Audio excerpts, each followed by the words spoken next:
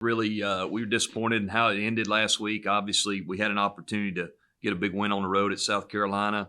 Very proud of how our team played from the standpoint of effort, and gave ourselves several opportunities to win the game, but just couldn't make enough plays to do it. Looking back, I think obviously the key of the game was the turnovers. We've got to find a solution to that, and we're working through that as we speak this week. The big fumble there at the end, which we thought we'd recovered, but it was ruled against us. Driving to score, really to have an opportunity to take the lead was a big blow for sure. But there's a lot of plays early in the game that we could have made it a different score. I do like the way our guys came out in the second half, scored on the first drive after kind of deflating ourselves right there before the half with the pick six. So. I thought we responded very well defensively. Thought we continued to run to the ball and tackle and play well and be where we're supposed to be for the most part. Limited South Carolina, obviously, in the run game, which I thought was huge, and we'll have to do something similar this week because these guys can run the football for sure. But proud of how the defense is playing. They continue to get stops, and even when we had the punt blocked, they went out and held them to a field goal. So all that's good stuff. Offensively, I do like the way we ran the football. We were better up front than we had been last several weeks. We made some plays in the passing game as well, but obviously the turnovers are the thing that shows up. So got to get that corrected and fixed. If you're ever going to beat a good football team, then you can't have those. So, but all in all, and getting the punt blocked in special teams is inexcusable. We got to get that fixed as well, and we will work through that this week. Looking forward to this week, Georgia Southern here at home. Been on the road for 3 straight weeks, so obviously it's exciting for us to get a chance to get back in the vet and play here at home. Georgia Southern obviously got an interim head coach in Kevin Whitley, and he enters his second game, I guess, is what I'm reading. So, the thing about Georgia Southern is they got such great tradition. They're going to play extremely hard. It doesn't really matter who's coaching them. It seems like those guys really play hard and play fast, and they're physical and athletic. So we got our hands full. Offensive coordinator Doug Roos, he does a great job, obviously, with running their offense, an option-based offense. Been doing it a long time, had success everywhere he's been. So we got to play good, disciplined football and defense this week. They're going to run the football, and we got to make sure we can tackle, have somebody on dive, quarterback, and pitch. And they've added a few elements, I think, to their offense that are going to make them even tougher to defend. So it's important for us to be good on first down and try to limit these guys. I think they ran the ball 50 times last week for 500 yards, something like that. So, it's one of those things where they're not going to make no mistake about it. They're going to run the football, and they do it very well. Defense coordinator Scott Sloan, I've always been impressed with him. Does a great job, mixes up his pressures, does a great job with, playing the odd defense and really can cause a lot of problems. Always very well coached, very sound. I know he's been out of state, but Georgia Southern, I guess, for 3 or 4 years now, and really been impressed with how he handles his defense. Be another challenge for us. Last year, they got after us. We did not play well there at Georgia Southern, so we're looking to try to rebound this week. Special teams, I think they're very solid.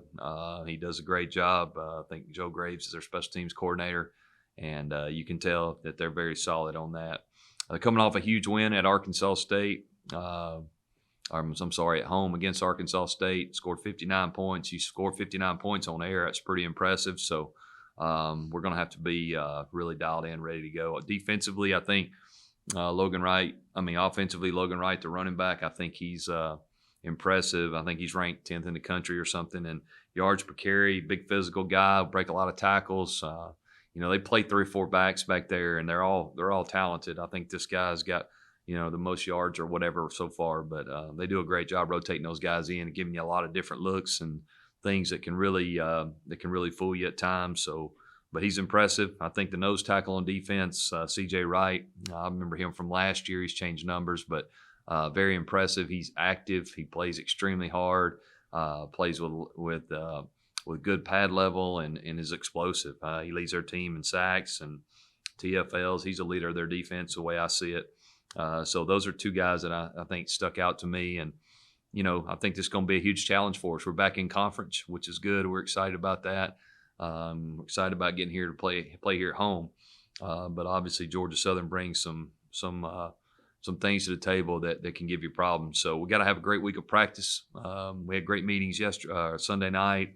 Our guys really were focused on moving forward and getting back in conference play, and I expect us to have a good week of practice and still looking to play our best game. That's something we talk about a lot. We haven't played our best complete game yet, offense, defense, special teams. So still looking for that, and we'll make progress toward that this week.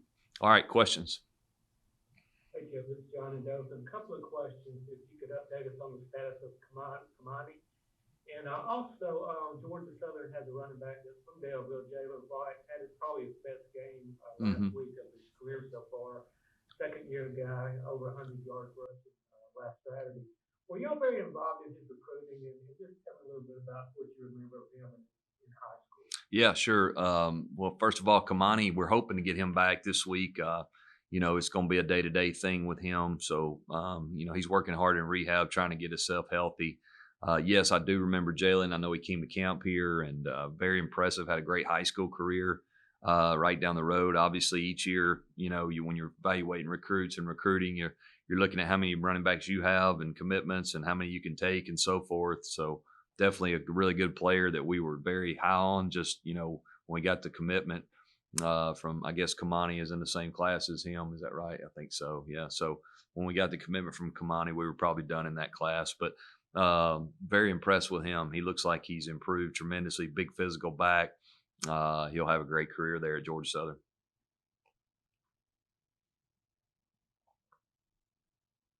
Hey, Coach, it's Justin down in Dothan.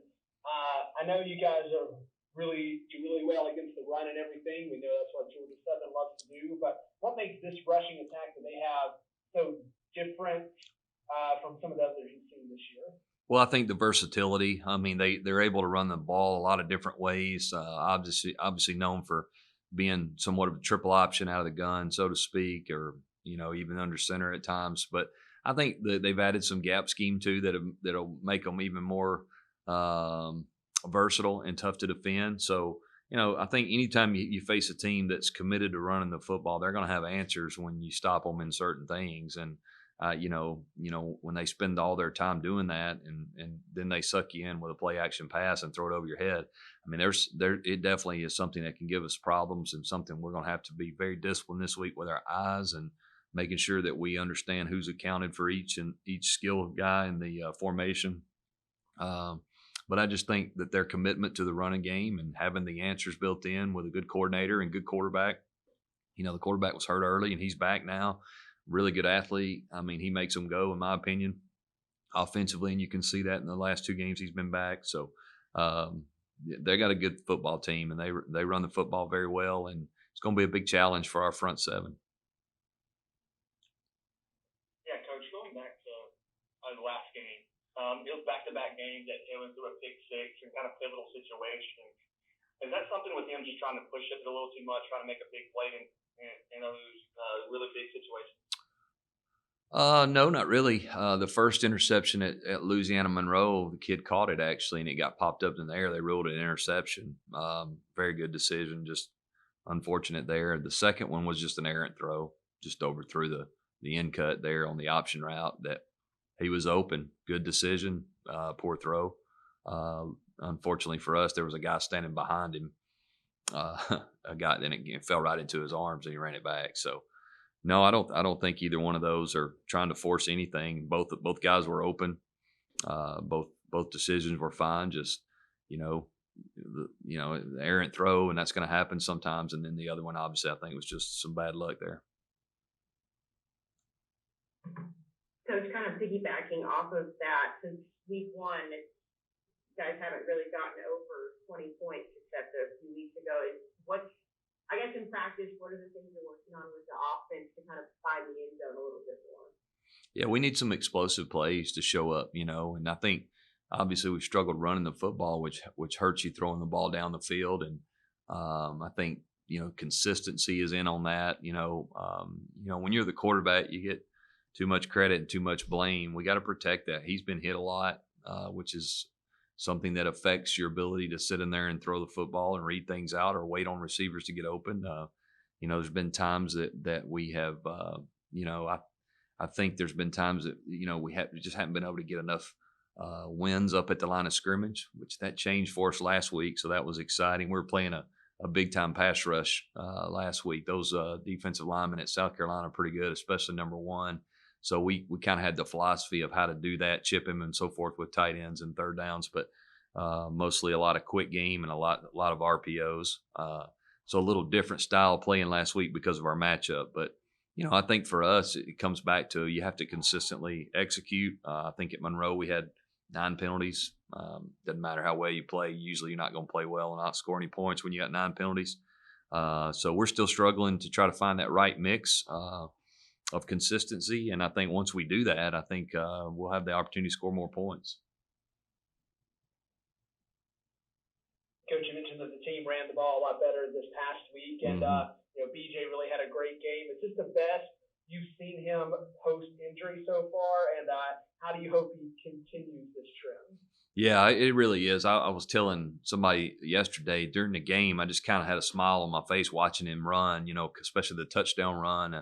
Just all that kid's been through to fight to get back, and, got back somewhat healthy last year and then got banged up again and made the decision to come back. And it was good for it to pay off and him, get over 100 yards rushing and so forth. And just a great kid. So, I was really pleased with his performance. And obviously we need him to continue that, especially with Kamani being down and not having him back yet. But really excited about BJ. He brings a lot to the table. And, I thought our offensive line played their best game as far as the run game goes, being physical up front, and something we hope to build on as we move forward.